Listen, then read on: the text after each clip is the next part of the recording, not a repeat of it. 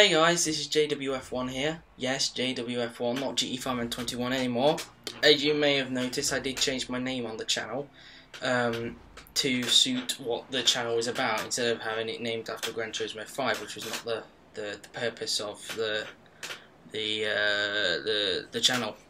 If you do hear a squeak, I do apologise. It's the chair I'm sitting on, and ignore the background with the cookie jar and the Pringles. Not mine. I'm not a greedy bastard. Today I thought I'd talk about F1 2015 video game, because there's a lot of things that need to be discussed, because we know by now that this is a make or break game, we believe anyway, a make or break game for Codemasters, because we know if this is not a good game for them this time, knowing that the last games have been, apart from F1 2010, not been brilliant. If this is not a good game, then they may end up losing their license to another company who could probably make the game better, like, I don't know, Milestone, or the people who make R Factor, who made the EA F1 games. Although they were published by EA, they weren't made by them. So also, you may have noticed that there's something different about my video, because there's a face cam. Because of iMovie, which is my new video software onto my new Mac. Now I figured out it's not a PC, a Mac. I can do face cam. So yeah, you'll probably be seeing my face in a lot of gameplay videos. A lot. The gameplay in the background is some OCM footage from Spain. Spoiler alert. Yeah. So today's video, we are going to discuss what we know so far about the game after it was announced. What they need to do to save the licenses, what they need to do to save the licenses in terms of these three areas: career mode, multiplayer, and any other additional stuff that need to be put in, brought back, or taken away. So, yeah, without further ado, let's get on with it. So, what do we know so far? Well, we know for a fact that this is going to be coming out on the next gen consoles, so that being the PS4 and the Xbox One. It is also coming out on PC, so don't worry guys, they haven't forgotten. So we know that. We thought it was going to come out, be on the next gen consoles for F1 2014, but we were all badly wrong. It was actually the tweet or the article that Paul Gilles was talking about for the debut of their next gen F1 game was going to be F1 2015 and not 14, so we were badly mistaken. Maybe they should have made that a little bit more clearer. We also know that it's going to be coming out early this year, so we should be probably expecting a trailer maybe this month, maybe at the end of the month, to confirm the game and confirm a date and something else which I'll speak about in a bit. But my rough estimate, we should probably expect the game around about April, to maybe keep it realistic, because if you think about it, you could say, well, why don't they just release it before the season starts? Well, if you think about it, they won't have an idea on where everybody is in terms of pace, because they can judge it in testing if they want, but what if it gets to Australia and the grid's all different again from what they've seen in testing? That will probably pee off the community a little bit more. So it's probably best if they wait like a few races and then release the game in April until we get a rough estimate, until we get a good game and they know what the pace of the cars are going to be like. So what else was I going to say? So expect the trailer, you will see 2014 cars like we did on F1 2010 with the 2009 cars, because we don't know what the 2015 cars are going to look like. Well, we only know one team at the moment who's going to launch their car this year, and this month, and that is Ferrari online, via online. End of the month this is. They haven't confirmed a specific date, but we know they're going to be releasing their car late this January. Thirdly, we also know it's not going to be called F1 2015. It's going to have a new name, so whatever that name is going to be, F1 Live or whatever, it's going to have a new name, a new brand, and probably a breath of fresh air for the franchise. And we also know that it's going to include live updates. So, like for example, take McLaren this year, or last year. They changed their front wing in round 2, okay?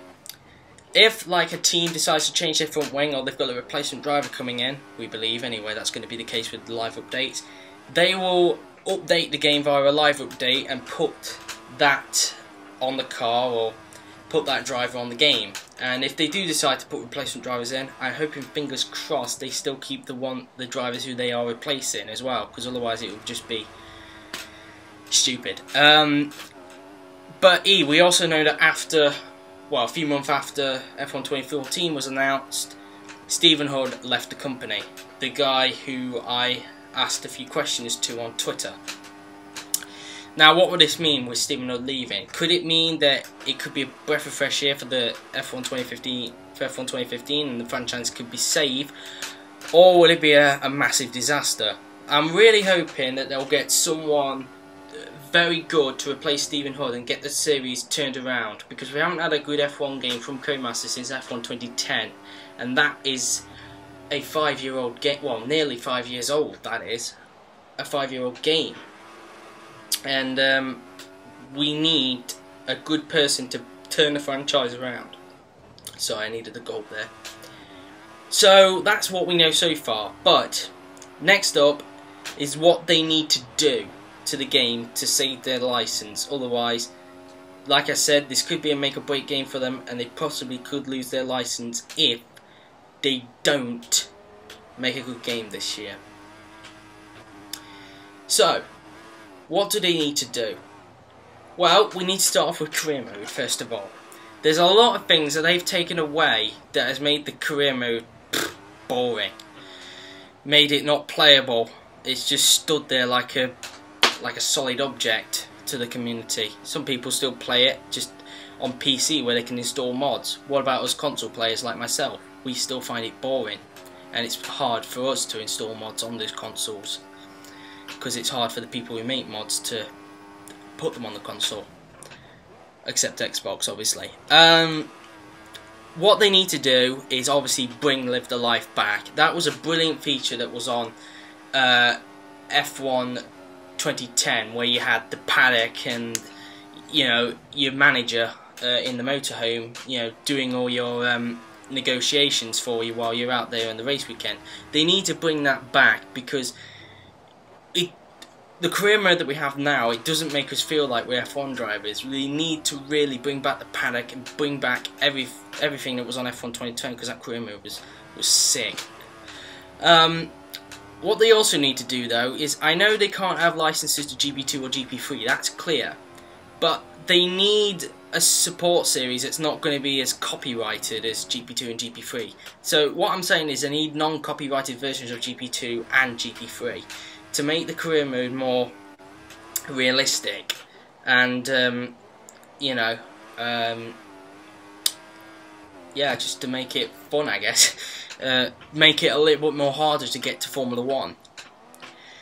And they also need to take off us having the ability to choose any team we want in career mode, because that just made the game boring as well.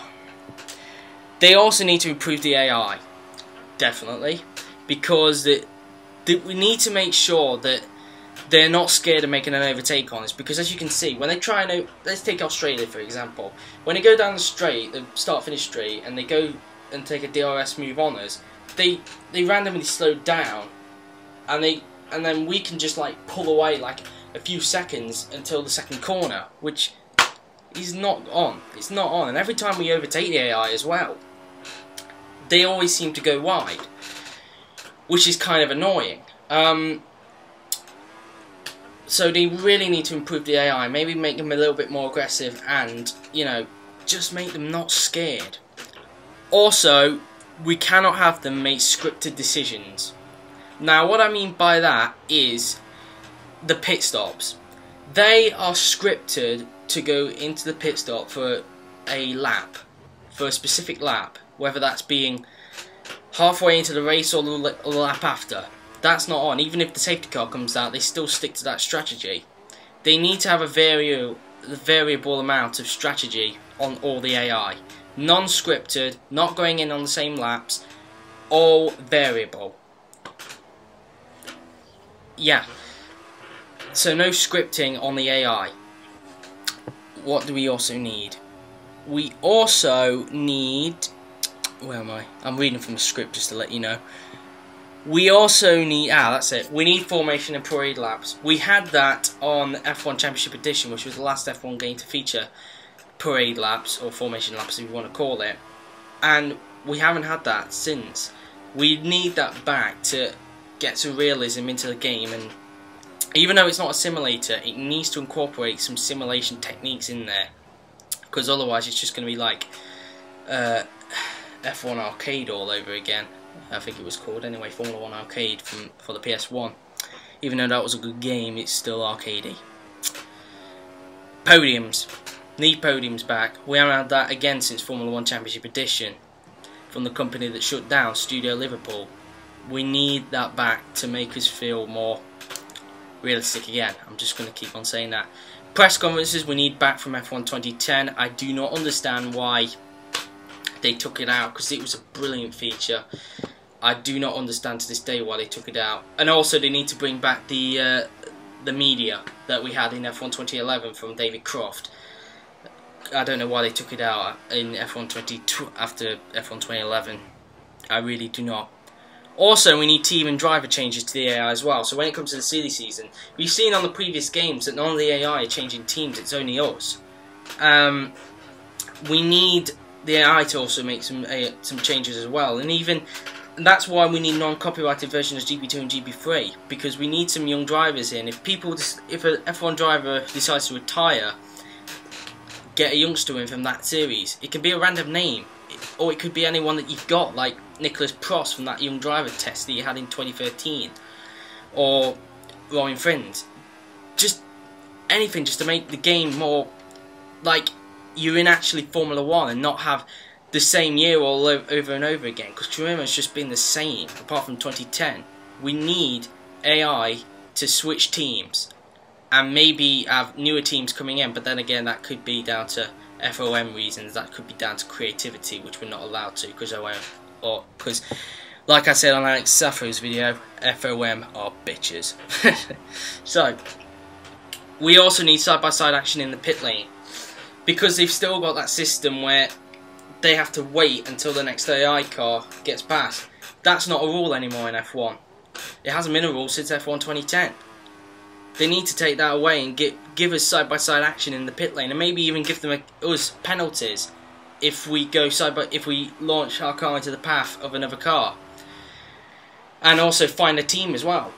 Just these features need to be more realistic. And finally, something I've been begging for a long time: split screen career mode. Bring a friend over, or in my case my brother, to play with you and play career mode in 2 separate teams, or maybe teammates.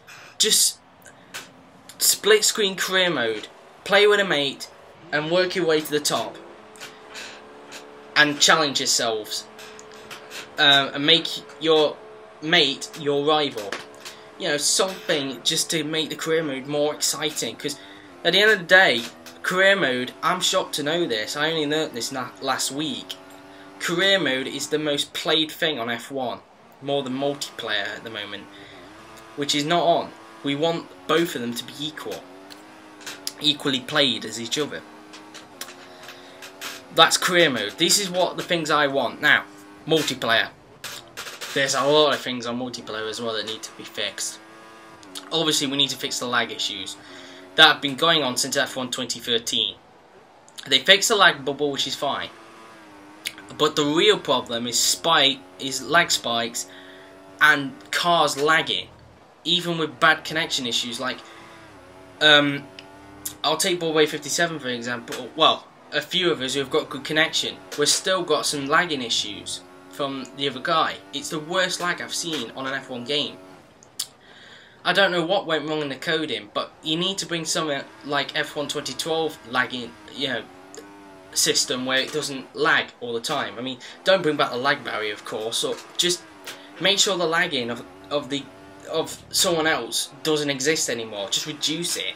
I know that's hard, but you need to bring a better coding in for the servers, because it's crap now. It's so out of date. And also with people who are in Australia, like Matthew Titani, he has a problem with us European guys. We're trying to connect with us, because he's probably like somebody else, somewhere else on the chat. I mean, I can see him okay, but others, they're struggling to see him. And even Tim McMurdoch, when he's with Arava, Arthur's having trouble trying to find him, and even the Australians are in a different race compared to us Europeans. That's not on. We need to have... I know it's hard, but you need to reduce that lag issue that we're having between Europe and Australia and every other continent that's around, maybe Africa, Asia, I don't care, or America. You have to get it sorted. I know it's 38 hours away from us if you take a break, if you stop at Singapore to get to Australia, but you have to sort out this lag issue because we want other people from different nationalities racing with us, and we can't keep on having European drivers racing with us because that's just not fair on the Australians or any other nationality. It's just not fair. We also need something that... oh yeah, forgot about that.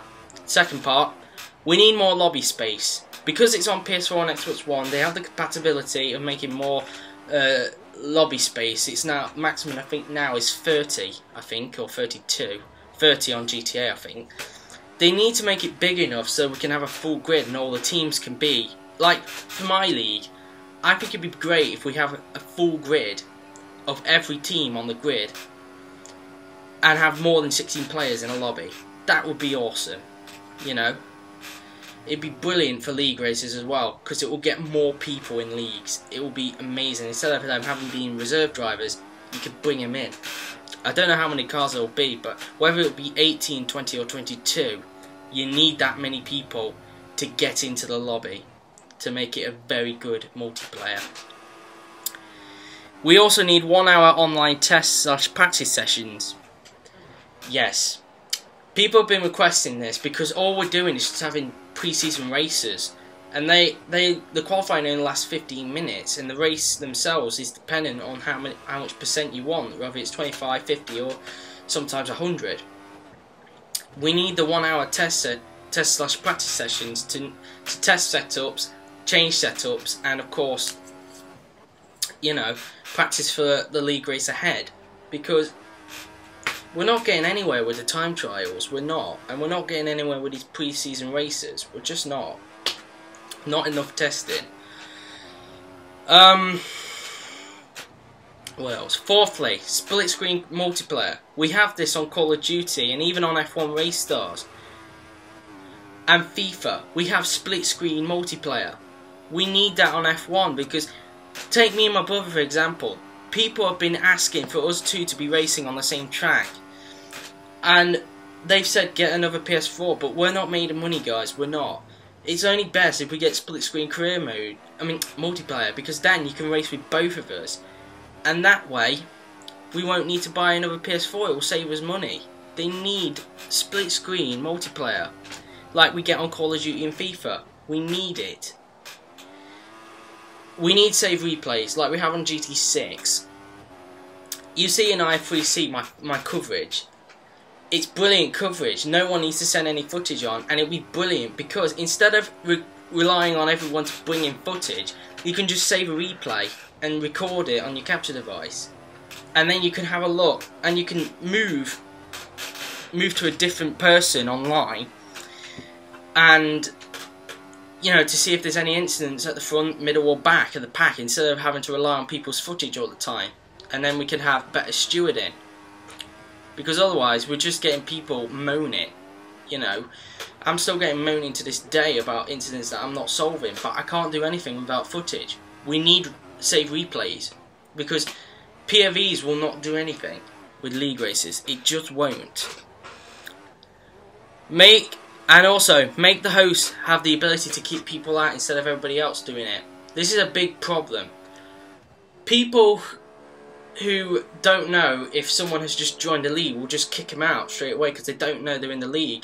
And it just wastes time to get the league started, the race underway, because you have to make a new lobby to get them back in, because you can't invite them back because they've been kicked out. So I think it's only best if the host has the ability to kick people out instead, because if people invite someone who's not in the league, they can just automatically kick them out instead of having to do a vote on kicking out for the rest just to, you know, to kick them out themselves.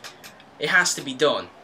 We need the host to be able to kick people out, like we have in GT6 on public lobbies, which we need on friends only as well, to kick people out who are not in the league. We need it. So that's multiplayer done and dusted. Finally, any additional stuff that needs to be included or taken away. We need to bring back classic content, especially the tracks. There is a rumour going on, it may be back in 2015, thanks to a tweet I sent to Stephen Hood, you may remember. I may show a picture of it, maybe on your screen, or I may put a link in the description to have a look, for you to have a look at that tweet. But he says they definitely want to revise classics. This was before Stephen Hood actually left the company.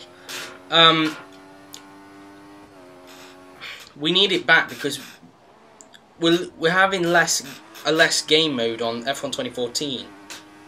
We need classic content back, but we need to make it funner. Especially we need the tracks, because the cars were boring on F1 2013, but the tracks were fun because people used it in league races. Like my league, WRL, we used classic tracks, and I think there was another league as well. I think it was Riotbox's league on PC. They used Brands Hatch, meaning that classic tracks was mostly used rather than the cars. We need the tracks back. I don't understand why they took out the cars and tracks. I understand why they took out the cars because no one was playing them, but I don't understand why they took out the tracks because everyone was enjoying playing those. So bring that back and make a bit more of a variety, like some modern classics that we had in 2000. And people have been suggesting this. I mean, I don't mind it, but modern classics like 1990s and 2000s, because most people relate to the 2000 era, whereas some of us relate to the 90s era, which I do, even though I watched F1 in 2000. I do relate to those cars as well. I do know a lot about the 90s. So we need some modern classics, because most of the people who play the game are teenagers or just turned adults, and they don't know anything about the 70s or 80s. So modern classics would, appeal to them. Secondly, we need to get rid of scenario mode. It's a pointless game mode. It's not fun, and it's too easy as well. Plus, when you do the scenario mode, you don't get anything out of it. You don't win anything. I mean, I'll be fine if they kept it, but if the only way they would keep it, in my opinion, for us to enjoy scenario mode is if we win something like a helmet or even a classic car. If they're not going to include that, you might as well not bother having scenario mode in, because it's pointless. Absolutely pointless. I mean, they complain about, they don't have much space. Well, take out scenario mode and you'll have plenty of space to put a lot of stuff in. And especially as you're moving on to next gen, you'll have plenty more space than what you had on the 7th gen. God. And next, we need to make the classic content more excitable, because it was boring in 2013. We need to include something fun, and that is a classic car career mode. People have been saying, it's boring, we need something to make it more exciting like classic car career mode. I remember Alex Afro even saying that. We need something like that, to make the game mode more fun, instead of it being boring after like a month or even a week. It was fun to start off with on 2013, but then no one played it after that, apart from the tracks, but that was it. And finally, need to bring back DLC, but only for the classics. Only for classic cars, like the McLaren MP44. Like, keep updating it, like, every month. Apart from the live updates that you're going to do with the cars. Bring, like, for the PS4, a live update, because that's how DLC runs now on PlayStation. A live update for classic cars every month. Like, from, let's say, like, every... we'll say like from a few cars from every decade, we'll have that. What else? And also have the classic drivers as well, but not the tracks, because I had this problem on WRL where people couldn't get in without a DLC to get into the lobby because they didn't have the track. Because the classic tracks were so fun, you might as well not bother having classic tracks for DLC, because people want them all. We want all the classic tracks on the same game without a DLC. I mean, for PlayStation you could probably update it, but I don't think it's a good idea to put tracks as DLC, to be honest. So, yeah. they're all the things that I want on the game to be incorporated. Now, we know this is a make or break game for them. These are all the ideas I believe will save the franchise, because at the moment they're not. At the moment they're falling down, and if their next person to replace Stephen Hood doesn't do well and the game's crap, they're going to end up losing the license, guys, possibly. So this game really needs to count for them, because there's people who are starting to lose faith in Codemasters. I haven't yet. But if this game is not good, then I don't know. But yeah, that's it. So thank you very much for watching. They're my ideas. Please put down in the comments your ideas. Remember, they can't have customization, guys, because of FOM being bitches. So don't put that down in the comments. So any other ideas you want, I'll happily have a look at myself. I'm very interested to read your comments. But yeah, I'm sorry this video has been dragging for about 26 minutes now, probably nearly 27 minutes, so nearly half an hour. So yeah, that's it. So thank you very much for watching. I've been JWF1, and I will see you next time in the next video, which will hopefully be which will be IF1C, hopefully. Till then, see you then. Cheers. I hope you enjoyed the face cam.